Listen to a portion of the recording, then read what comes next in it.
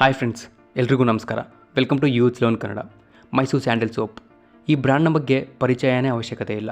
ಯಾಕಂದರೆ ನಮ್ಮ ಕರ್ನಾಟಕದಲ್ಲಿ ತಯಾರಾಗ್ತಕ್ಕಂಥ ಈ ಸೋಪ್ ನಮ್ಮ ಭಾರತ ದೇಶವನ್ನು ಸೇರಿಸಿ Dubai, ಬೆಹರಿನ್, Qatar, America, Canada, Malaysia ಹೀಗೆ ಸುಮಾರು 12ಕ್ಕೂ ಹೆಚ್ಚು ದೇಶಗಳಲ್ಲಿ ಮಾರಾಟ ಆಗ್ತಾ ಇದೆ. ಅಷ್ಟೇ ಅಲ್ಲ, ಈ ಸೋಪ್ನಲ್ಲಿ ಅತ್ಯಂತ ಶುದ್ಧವಾದ ಶ್ರೀಗಂಧದ ಎಣ್ಣೆಯನ್ನು ಬಳಸಲಾಗುತ್ತೆ. ಅದರ ಜೊತೆಗೆ ವೆಜಿಟೇಬಲ್ ಆಯಿಲ್, ಲಾವಂಚ ಬೇರಿನ ಎಣ್ಣೆ, ಲವಂಗದ ಎಲೆಗಳ ಎಣ್ಣೆ, ಆರೆಂಜ್ ಆಯಿಲನ್ನು ಬಳಸಿ ಅತ್ಯಂತ ನೈಸರ್ಗಿಕವಾಗಿ ಈ ಸೋಪನ್ನು ತಯಾರಿಸಲಾಗುತ್ತೆ.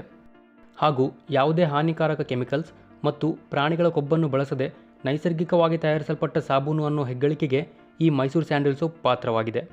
ಇಂತಹ ಅತ್ಯಂತ ಶ್ರೀಮಂತ ಸಂಸ್ಕೃತಿಯನ್ನು ಹೊಂದಿರತಕ್ಕಂಥ ಈ ಮೈಸೂರು ಸ್ಯಾಂಡಲ್ ಸೋಪ್ನ ಹಿಂದೆ ಇರುವ ರೋಚಕ ಕಥೆಯನ್ನು ಇವತ್ತಿನ ಈ ವಿಡಿಯೋದಲ್ಲಿ ತಿಳ್ಕೊಳ್ಳೋಣ. ನಮ್ಮ ಭಾರತ ದೇಶದಲ್ಲಿ ಶ್ರೀಗಂಧದ ಮರಗಳನ್ನು ಬೆಳೆಸೋದ್ರಲ್ಲಾಗಲಿ ಅವುಗಳನ್ನು ಬೇರೆ ದೇಶಕ್ಕೆ ಎಕ್ಸ್ಪೋರ್ಟ್ ಮಾಡೋದ್ರಲ್ಲಾಗಲಿ ನಮ್ಮ ಕರ್ನಾಟಕವು 17ನೇ ಶತಮಾನದಿಂದಲೂ ಕೂಡ ಅಗ್ರಸ್ಥಾನದಲ್ಲಿದೆ. ಅಷ್ಟೇ ಅಲ್ಲ, ಈ ಶ್ರೀಗಂಧದ ಮರಗಳು ತುಂಬಾ ದುಬಾರಿಯಾಗಿರ್ತಕ್ಕಂಥ ಮರಗಳು. ಯಾಕಂದರೆ ಕೇವಲ 1 kg ಮರದ ಬೆಲೆ ಸುಮಾರು 15ರಿಂದ 20,000 ರೂಪಾಯಿ. ಇಂತಹ ದುಬಾರಿ ಮತ್ತು ಅತ್ಯಂತ ವೈಶಿಷ್ಟ್ಯವನ್ನು ಹೊಂದಿರತಕ್ಕಂಥ ಈ ಶ್ರೀಗಂಧದ ಮರಗಳಿಂದ ಸಾಮಾನ್ಯ ಜನರು ಸಹ ಬಳಸ್ತಕ್ಕಂಥ ಸಾಬೂನನ್ನು ತಯಾರು ಮಾಡಬೇಕು ಅನ್ನೋ ಆಲೋಚನೆ ಬಂದಿದ್ದು ಮಾತ್ರ ಮೈಸೂರು ಸಂಸ್ಥಾನದ ರಾಜರಿಗೆ. ಅವರ ಹೆಸರು ಮಹಾರಾಜ ಶ್ರೀ ನಾಲ್ವಡಿ ಕೃಷ್ಣರಾಜ ಒಡೆಯರ್. ಇವರು ಮೈಸೂರು ರಾಜ್ಯವನ್ನು 1902ರಿಂದ 1940ರವರೆಗೂ ಅತ್ಯಂತ ದಕ್ಷತೆಯಿಂದ ಕೂಡಿರ್ತಕ್ಕಂಥ ಆಳ್ವಿಕೆಯನ್ನು ನಡೆಸಿದರು.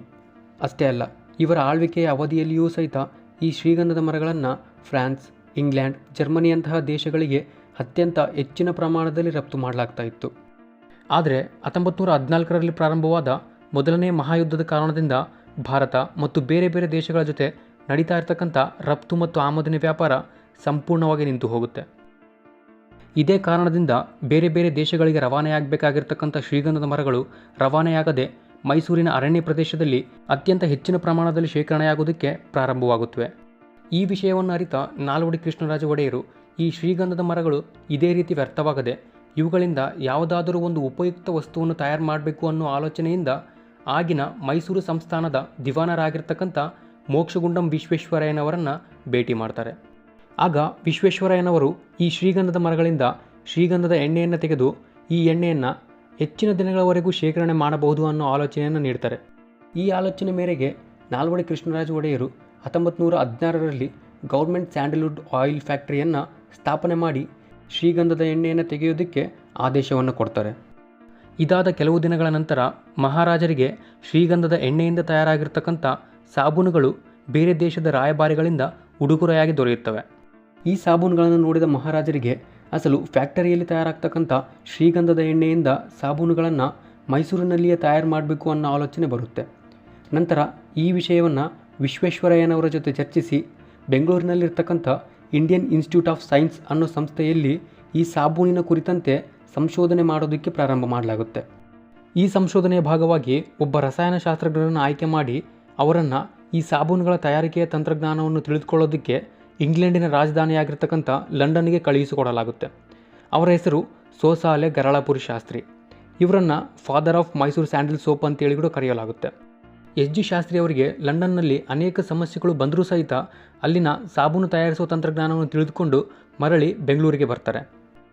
ನಂತರ 1916ರಲ್ಲಿ ಮಹಾರಾಜರ ಆಧೀನದಲ್ಲಿ ಮೈಸೂರು ಸೋಪ್ ಫ್ಯಾಕ್ಟರಿಯನ್ನು ಬೆಂಗಳೂರಿನ KR ಸರ್ಕಲ್ ಹತ್ತಿರದಲ್ಲಿ ಸ್ಥಾಪನೆ ಮಾಡಿ ಸಾಬೂನುಗಳನ್ನು ತಯಾರಿಸೋದಕ್ಕೆ ಪ್ರಾರಂಭ ಮಾಡಲಾಗುತ್ತೆ. ಅಸಲು ಈ ಸಾಬೂನುಗಳನ್ನು ಎಲ್ಲ ತರಹದ ಸಾಬೂನುಗಳ ರೀತಿಯಲ್ಲಿ ಅಲ್ಲದೆ ವಿಶೇಷವಾಗಿ ಇವುಗಳನ್ನು ಓವಲ್ ಶೇಪಲ್ಲಿ ಮತ್ತು ರೌಂಡ್ ಶೇಪಲ್ಲೂ ತಯಾರು ಮಾಡಿ ಅತ್ಯಂತ ಆಕರ್ಷಕ ರೀತಿಯಲ್ಲಿ ಪ್ಯಾಕೇಜಿಂಗ್ ಮಾಡಲಾಗ್ತಾ ಇತ್ತು. ಇದರಿಂದನೇ ಈ ಸಾಬೂನುಗಳು ತುಂಬ ಬೇಗನೆ ಎಲ್ಲರ ಮನೆಗಳನ್ನು ಮುಟ್ಟೋದಕ್ಕೆ ಸಾಧ್ಯವಾಯಿತು. ಈ ಮೈಸೂರು ಸ್ಯಾಂಡಲ್ ಸೋಪ್ನ ಇನ್ನೊಂದು ವಿಶೇಷತೆ ಏನೆಂದರೆ 2006ರಲ್ಲಿ ಮಹೇಂದ್ರ ಸಿಂಗ್ ಧೋನಿಯವರನ್ನು ಮೈಸೂರು ಸ್ಯಾಂಡಲ್ ಸೋಪ್ನ ಬ್ರ್ಯಾಂಡ್ ಅಂಬಾಸಿಡರ್ನಾಗಿ ಆಯ್ಕೆ ಮಾಡಲಾಯಿತು. ಇವರು 2006ರಿಂದ ಇಲ್ಲಿಯವರೆಗೂ ಈ ಸೋಪಿನ ರಾಯಭಾರಿಯಾಗಿ ಮುಂದುವರಿತಾ ಇದ್ದಾರೆ. ಇಂತಹ 105 ವರ್ಷಗಳ ರೋಚಕ ಇತಿಹಾಸವನ್ನು ಹೊಂದಿರತಕ್ಕಂಥ ಈ ಮೈಸೂರು ಸ್ಯಾಂಡಲ್ ಸೋಪ್ ನಮ್ಮ ಕರ್ನಾಟಕದಲ್ಲಿ ತಯಾರಾಗ್ತಾ ಇರೋದು ಪ್ರತಿಯೊಬ್ಬ ಕನ್ನಡಿಗರಿಗೆ ಅತ್ಯಂತ ಹೆಮ್ಮೆಯ ವಿಚಾರ.